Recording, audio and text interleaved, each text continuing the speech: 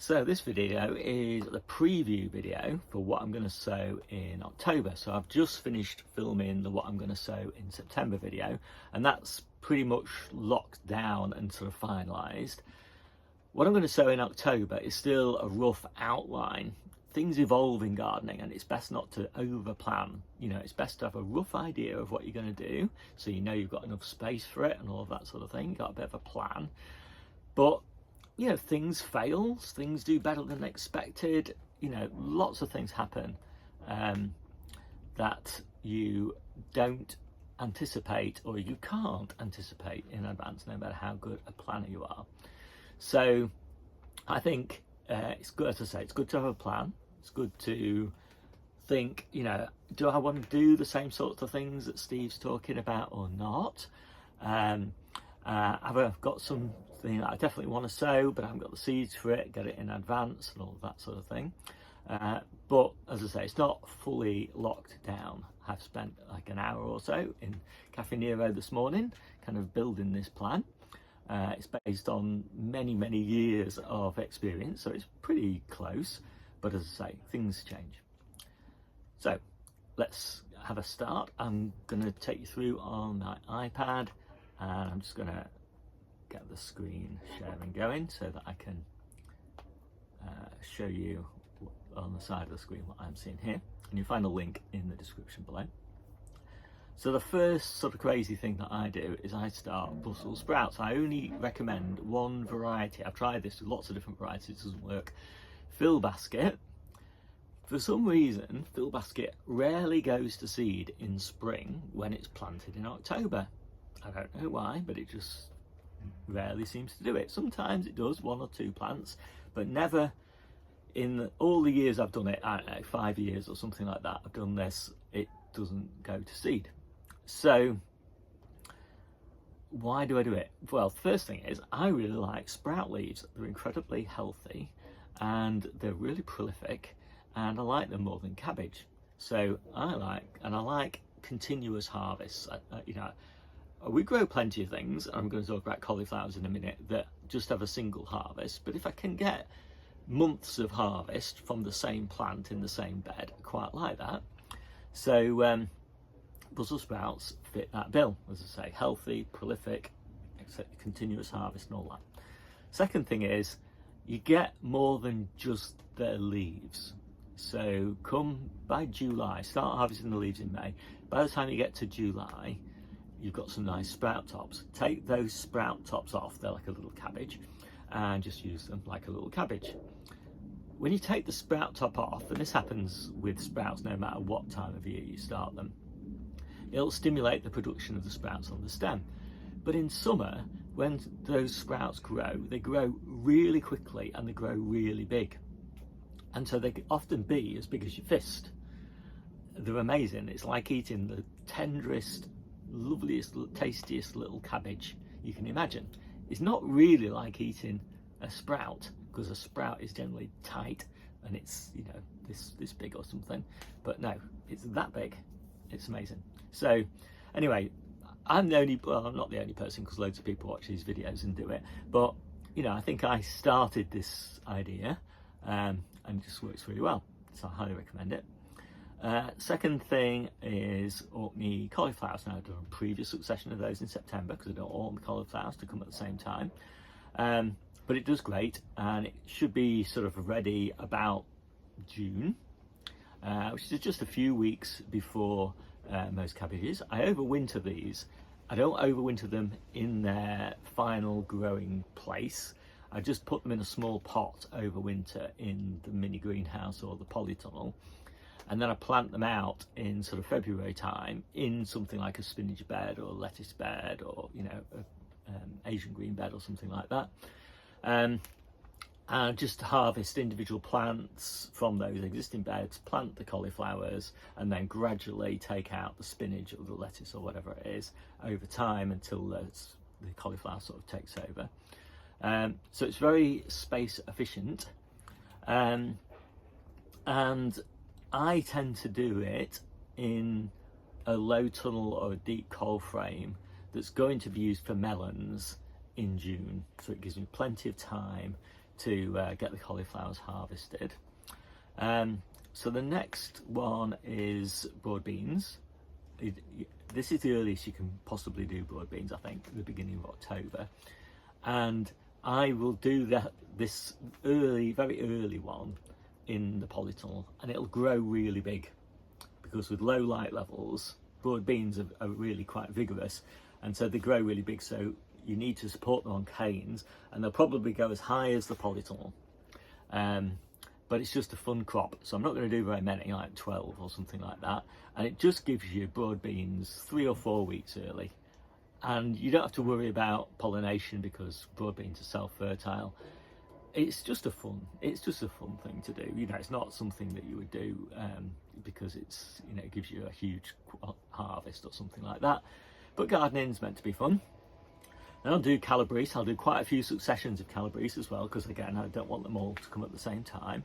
Calabrese comes a little bit before your cauliflowers, so your harvesting sequence is generally going to be purple sprouting broccoli, then calabrese, then cauliflower. So, you know, it goes like that.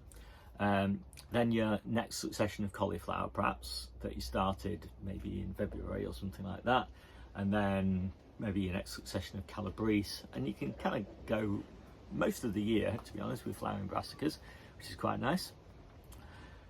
Anyway, that's the calabrese. We used to do peas on the windowsill. I still leave them in here just as a sort of reminder to myself, but to be honest, we just have so many other things to eat.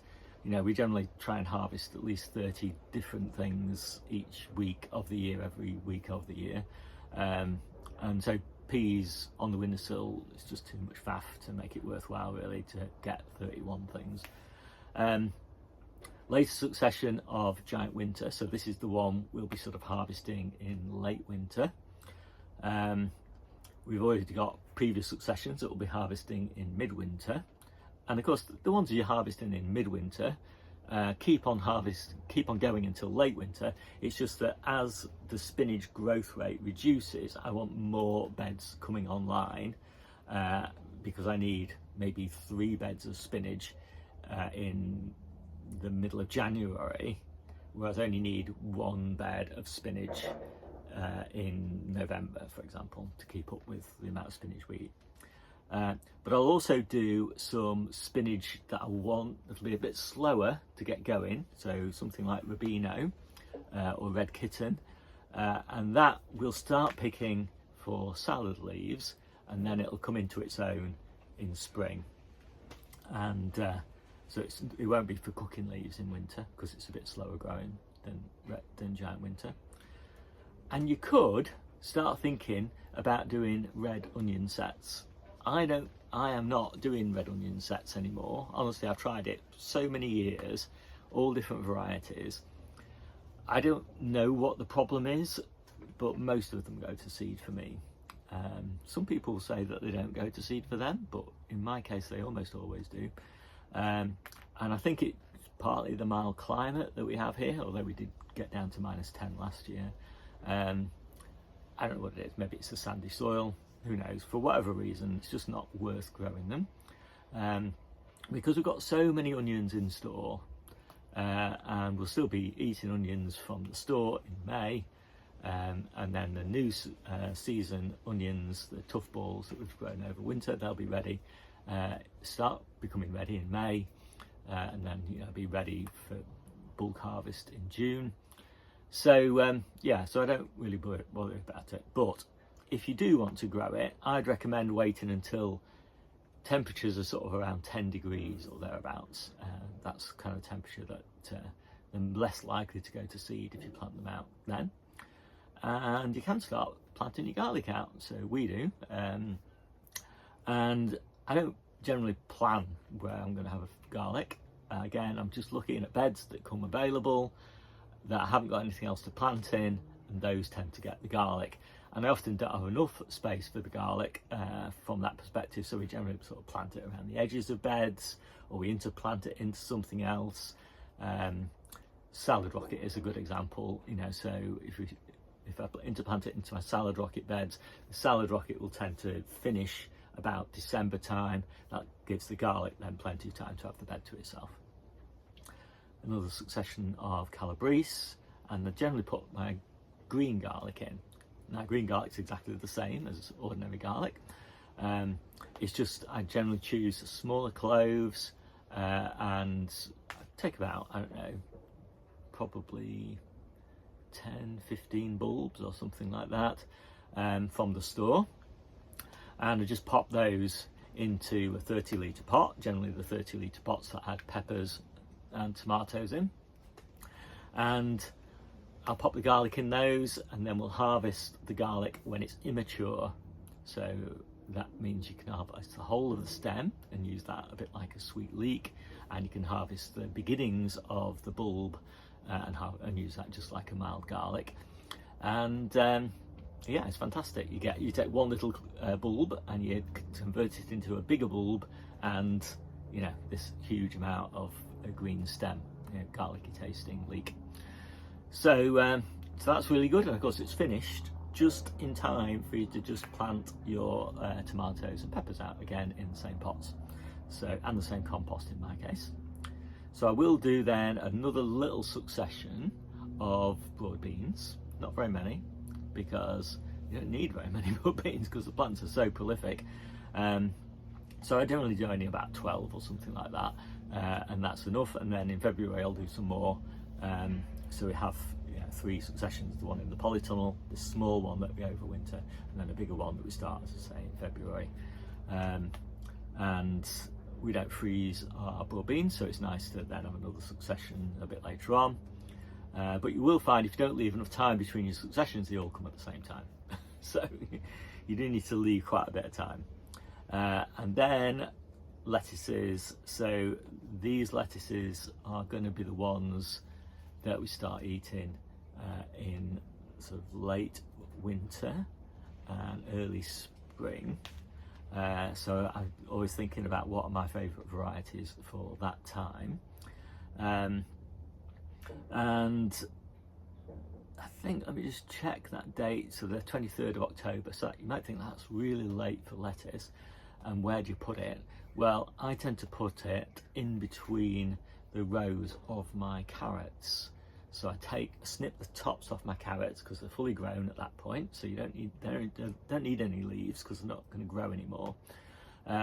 So I snip the leaves off, plant the lettuces in between those rows so they've got plenty of space, because obviously the carrots aren't using any space.